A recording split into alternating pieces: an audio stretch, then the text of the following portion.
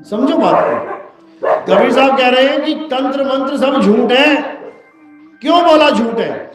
क्योंकि लोग कहते हैं ये मंत्र जप लो, बड़ी से बड़ी विपदा टल जाएगी, बड़े से बड़ा बुरा समय टल जाएगा, बड़े से बड़ी मुसीबत टल जाएगी। अभी 10 मच्छर घुस जाए कमरे में और तुम्हें कोई कहे कि जपो मंत्र, 10 मच्छर टाल के दिखाओ जरा, टल जाएगा, तुम्हारा जन्म बीत जाएगा। मंत्र जपते जपते एक मच्छर को भी ना रोक पाओगे, तो मंत्र से रोक के देख लेना, कभी बड़े से बड़ा मंत्र जप के देख लेना। तो जो मच्छर तक को नहीं रोक पा रहा है वो सत्य कैसे हो सकता है? सीधी सी बात है। जो मच्छरों को नहीं रोक पाया वो बड़ी से बड़ी मुसीबत को कैसे रोकेगा? और अगर बड़ी से बड़ी मुसीबत को रोक सकता कोई, तो अंग्रेजों और मुगलों से बड़ी मुसीबत तो मुझे नहीं लगता कि कोई थी हमारे देश में। 500 साल राज कर गए, तब कहां चले गए थे ये सारे मंत्र? क्या भूल गए थे क्या, या सबके दिमाग में से उन्होंने डिलीट मार दिए थे? क्या हो गया था? कहां चले गए थे मंत्र? लोगों ने अपनी जानें दे दे के देश को आजाद करवाया, लोगों ने गोलियां खा खा के देश को आजाद करवाया। अरे मंत्र जप लेते सारे मिलके बैठ के। और ऐसा नहीं कि मंत्र जपा नहीं गया।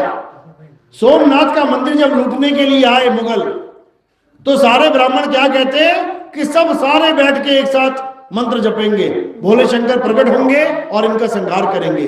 जपने लग गए मंत्र। क्या हुआ पता है? 17 बार लूट लिया गया, 17 बार।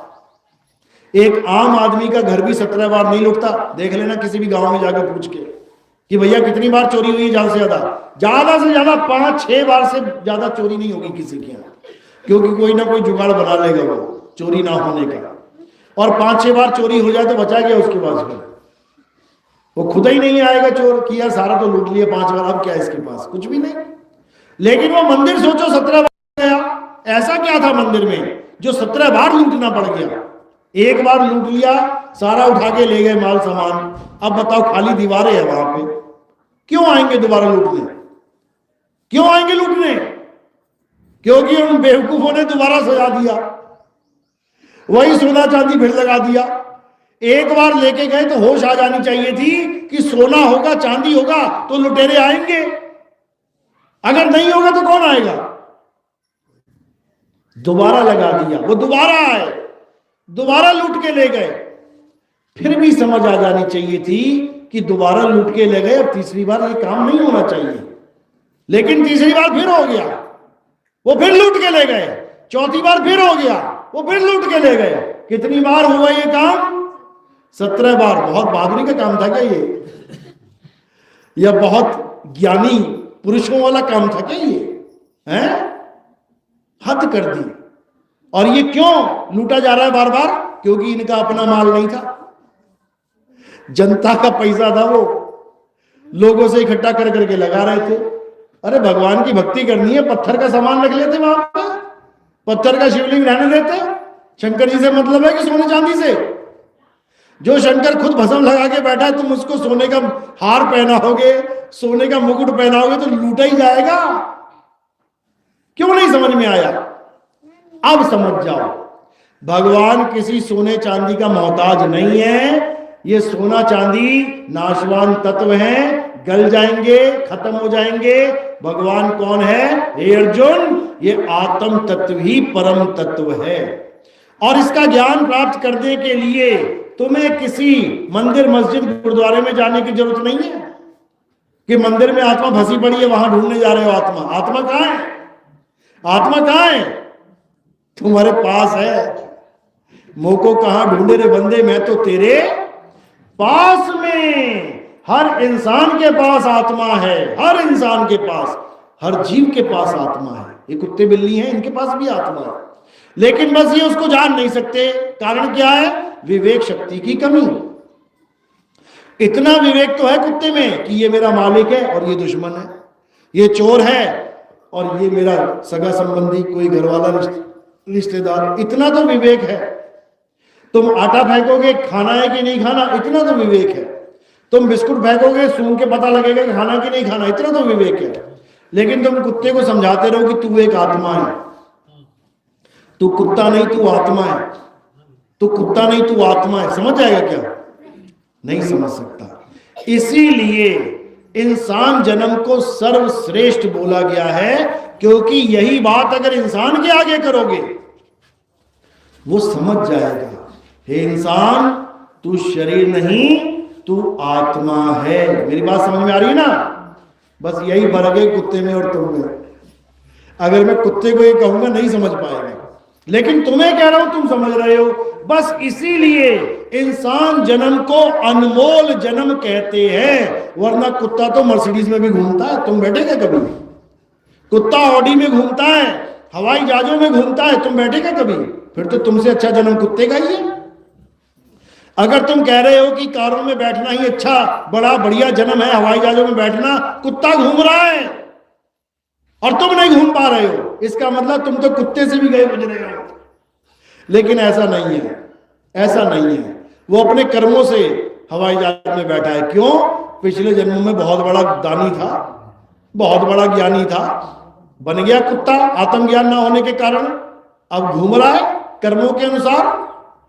लेकिन तुम, भले तुम गरीब से भी गरीब हो, भले गरीब से भी गरीब, भले तुम कोढ़ी हो, महापाप का तुम्हें फल मिल रहा है, तब भी तुम इस ज्ञान को समझ सकते हो। सोचो कितने बड़े भाग है तुम्हारे। कबीर साहब ने क्या बोला? अरे नाम जपत कोड़ी भला और चुई चुई गिरता चाम, और वो कंचन देह किस काम की जिस मुख नाही राम। अब ये मत समझ लेना राम की बात कर रहे हो, वो आत्मा के ज्ञान की बात कर रहे हैं। कहते हैं वो आत्म ज्ञान एक कोड़ी भी समझ सकता है, और वो उसका आखिरी जन्म हो जाएगा। और एक राजा जो नहीं समझ रहा है, आगे जन्मों जन्मों की बरसात हो जाएगी उसकी, ऐसे ऐसे जन्म मिलेंगे, हालत खराब हो जाएगी। समझो, यानी जपी तपी सन्यासी वो एक कोड़ी से भी बुरी हालत में रहेंगे। अगर कोड़ी को आत्मज्ञान है तो वो तो निकल जाएगा, और जपी तपी सन्यासी कहां जाएंगे? ये बार बार जन्मेंगे मरेंगे। वेदों तक में लिखा है, क्या लिखा है? तपोराज राजो नरकम।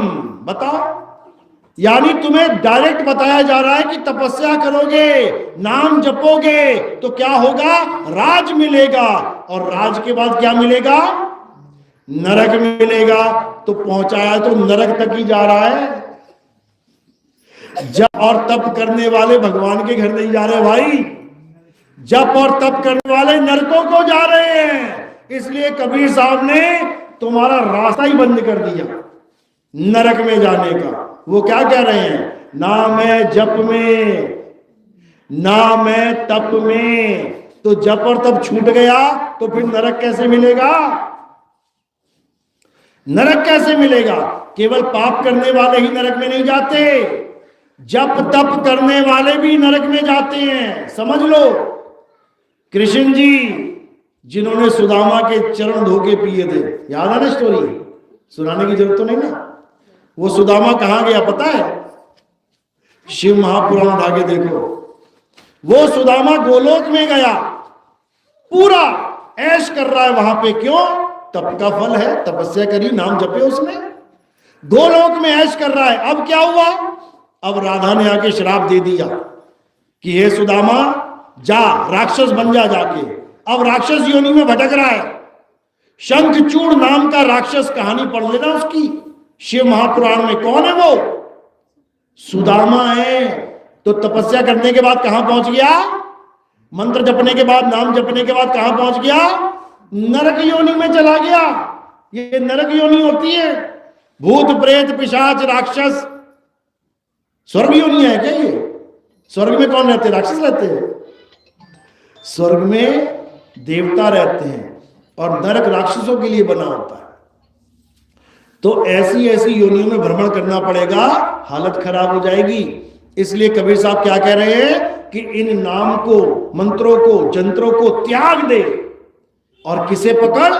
जो संदेश हमें गीता दे रही है, आत्मा को जानो, आत्मा को प्रेम करो, आत्मा को प्रकट करो। अब कैसे होगा ये सब? उसके लिए क्या बोला गीता में? अध्याय 4 34वां श्लोक, हे अर्जुन, अगर तुम आत्मा को जानना चाहते हो, अगर तुम सत्य को जानना चाहते हो, अगर तुम अदृश्य आत्म तत्व को जानना चाहते हो तो कहां जाओ? तुम ऐसे तत्वदर्शी संत की शरण में जाओ। किसकी शरण में? तत्वदर्शी संत। मंत्र जपने वाला संत नहीं कि राम राम राम राम कर रहा है, राधे राधे कर रहा है, ये मंत्र जपने वाले संत हैं। और तत्वदर्शी संत होता है जो आत्म तत्व का लखाव कराता है और मंत्रों को छुड़वाता है, उसे ही पूरा गुरु, पूरा तत्वदर्शी संत कहते हैं। मदन साहब की वाणी क्या कहती है? सोई गुरु पूरा कहावे, जो दो अक्षर का भेद बतावे, एक छुड़ावे। कौन से अक्षर छुड़ावे? ये जितने मंत्र हैं, Ram Ram Ram Ram, Allah Allah Allah, Waheguru Waheguru, God God, hallelujah, Kabir Kabir Kabir, सारे नाम जो भी तुम जप रहे हो छुड़वा देवे। एक छुड़ावे, एक लखावे। अब लखाव किसका करना है? दूसरे अक्षर का। अक्षर का मतलब अविनाशी। अक्षर का मतलब क्या होता है? अविनाशी। यानी एक अक्षर जो 52 अक्षरी है, हिंदी, पंजाबी, उर्दू, फारसी, अरबी, डच, फ्रेंच, जर्मन, स्पेनिश, सबको छोड़ दे। एक अक्षर जिसको 52 अक्षरी कहते हैं, लिखने मेटने वाले, उसको छोड़ दे और दूसरा अक्षर जिसे अविनाशी कहते हैं, आत्म तत्व कहते हैं, उसका लखाव करा दे, तब समझ लो कि अब तुम्हारा जन्म सफल हो जाएगा। इसमें कोई हिंदू मुस्लिम सिख ईसाई वाली बात नहीं है। आत्मा सबके पास है या केवल हिंदुओं के पास है? मुसलमान के पास भी है, सिख के पास भी है, ईसाई के पास भी है। यानी जिसको प्राप्त करना है वो सबके पास है, लेकिन किसी को उसका ज्ञान नहीं है, इसलिए अक्षरों के पीछे पड़ गए हैं। 4 हिंदू एक मुसलमान को पकड़ के कहते हैं बोल जय श्री राम, 4 मुसलमान एक हिंदू को पकड़ के कहते हैं बोल अल्लाहू अकबर। अब उनको पूछो, भैया तूने जय श्री राम देखा कभी? क्या तूने अल्लाहू अकबर देखा कभी? नहीं देखा तो कभी नहीं, तो लगा रहा भाई, फिर लड़ क्यों रहा है? किस बात के लिए लड़ रहा है? केवल अक्षरों के लिए। जय श्री राम, कितने अक्षर हो गए? जय श्री राम, 5 अक्षर, बाकी मात्राएं। और अल्लाहू अकबर, अल्लाहू अकबर, 8 अक्षर, उसमें मात्राएं। यानी 5 अक्षर मात्राएं और 8 अक्षर मात्राएं, इसका झगड़ा है। और ये सारे अक्षर और मात्राएं हटा दो, इस संसार से सारी भाषाएं हटा दो, सारे नाम अपने आप ही हट जाएंगे। अगर आ आ ई ना होती, का खा गा गा ना होता, तो बताओ रा से राम और आ से अल्लाह और वा से वाहिगुरु और गा से गॉड कैसे होता? बता दो जरा। ये सारे नाम कैसे बने हैं? अक्षरों से बने हैं। अक्षर किसने बनाए? इंसानों ने बनाए। जब आदि मानव था, कपड़े भी नहीं थे पहनने को, नंगा घूमता था जानवरों की तरह, खाने के लिए कुछ अन्न वन्न नहीं था, जानवरों की तरह या तो शिकार करता था या पेड़ पौधे कंदमूल खाता था, फल फूल खाता था। आग भी जलाने की पता नहीं था कि आग कैसे जलाई जाएगी। पत्थर से पत्थर टकरा गया, एक दिन चिंगारी मिल गई, लग गया पत्थर टकराने, आग प्रकट भी कर ली, तब भी उसका नाम आग नहीं रख पाया।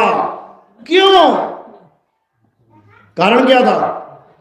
अक्षर ही नहीं थे, अक्षर ही नहीं थे। आदि मानव ने जब पहली बार पत्थरों से आग निकाली तो आग निकलते ही इसके मुंह से निकल गया आग आ गई, आग आ गई। ऐसा तो नहीं हुआ ना भाई, क्योंकि उसका आग नाम रख ही नहीं पाया वो। कारण क्या है? क्योंकि आदि मानवों ने अभी अक्षरों की खोज करी नहीं। तो जब अक्षर खोजे नहीं गए, आ ई का खा गा, तो बताओ फिर राम का नाम सत्य कैसे हो गया? बताओ जरा।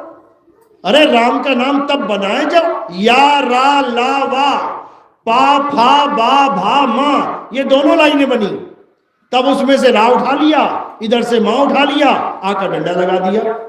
तब तो समझ में आया कि हाँ, राम का नाम किससे बना है? इस वर्णमाला से बना है।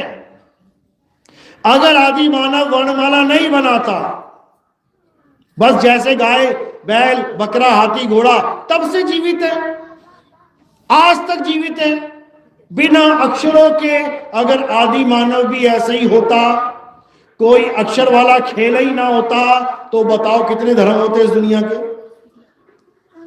कितने भगवानों के नाम होते इस दुनिया में, कितने ग्रंथ लिखे जा चुके होते इस दुनिया में। भाई साहब, अक्षरों का खेल ही खत्म था। पानी होता, पानी का नाम नहीं होता। जैसे आज पानी है लेकिन पानी का नाम नहीं है। किसके लिए? चिड़िया के लिए, कुत्ते के लिए, बैल के लिए, बकरी के लिए, इंसान को छोड़ के सबके लिए। क्या पीते हैं सब? पानी, लेकिन पता नहीं है उन्हें कि इसको बोलते क्या है। समझो। और पानी भी यही बोला जा रहा है। अंग्रेजों के देश में चले जाओगे, वहां पानी भी नहीं है, वहां क्या है? वाटर। क्योंकि इंसानों ने अपनी मर्जी से, अपने अक्षरों से ये सारे नाम रखे हैं। अगर ये अक्षर ना होते तो दशरथ जी राम जी का नाम क्या रखते? क्या रखते? तुम्हारे गाय के 2 बछड़े हो गए, क्या नाम रखा गाय ने बछड़े का? किसी बकरी के 3 बच्चे हो गए, क्या नाम रखेगी बकरी बच्चों का? कुछ नहीं रखेगी। तो क्या वो जीवित नहीं रहेंगे? बिल्कुल रहेंगे। खाएंगे पिएंगे नहीं क्या? बिल्कुल खाएंगे। क्या वो बच्चे पैदा नहीं करेंगे? बिल्कुल करेंगे, लेकिन उनका अस्तित्व नाम से नहीं होगा। लेकिन हमारे यहां बच्चा पैदा भी नहीं होता, पहले नाम चालू हो जाता है। लड़का हो गया तो ये रखेंगे, लड़की हो गई तो वो रखेंगे, क्योंकि हमारे पास अक्षर है। ये 52 अक्षर हमारे पास है। इसी का खंडन कर रहे हैं कबीर साहब। तत्व का खंडन नहीं कर रहे। वो ये नहीं कह रहे कि राम जी को मत मानो, वो कह रहे हैं कि नाम को मत मान लेना। राम जी नाम जी से जुदा है। पानी का नाम और पानी तत्व आपस में जुदा है। पानी का नाम लेने से प्यास नहीं बुझती, इसलिए नाम झूठा है। पानी पीने से प्यास बुझती है, इसलिए तत्व सच्चा है। नाम सच्चा नहीं है, तत्व सच्चा है। तत्व ज्ञान को जानना है। तो गीता में यही समझाया, अगर तुम सत्य को जानना चाहते हो तो क्या करो? ऐसे तत्वदर्शी संत की शरण में जाओ जिसने आत्म तत्व को जान लिया, यानी जिसने करंट का झटका खा लिया है। वही तुम्हें बता सकता है कि भाई यहां करंट है, हाथ मत लगाइयो। जिसको खुद ही नहीं पता यहां करंट है, उन्हें क्या बताएगा? क्योंकि करंट दिखाई नहीं देता। अभी तार दिखाऊं मैं, उसमें दिखेगा करंट क्या? अभी मैं तुम्हें कहूं ना पकड़ ले, इसको पकड़ ले, नहीं भी होगा तब भी डर के मारे पीछे होगा बंदा, जिसको पता है करंट का झटका कैसा है। दिखेगा नहीं उसे। तो गुरु क्या है? गुरु उस तत्व का ज्ञान करवाता है जो दिखाई नहीं देता। शरीर को छोड़ते हुए आत्मा कभी दिखाई दी किसी को? कभी नहीं दिखेगी, क्योंकि वो इन आंखों से दिखती नहीं है।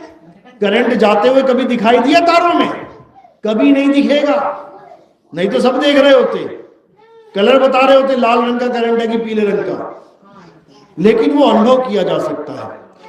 तत्वदर्शी संत उस आत्म तत्व का अनुभव कैसे हो, ये ज्ञान देता है। नाम जपने का ज्ञान नहीं देता। नाम तो तुम बिना गुरु जी के जपते रहो। आज वृंदावन में लोग नाम लेने जाते हैं। हम जी नाम ले आए वृंदावन से। क्या नाम लेके आए? राधे राधे कहा जपने को।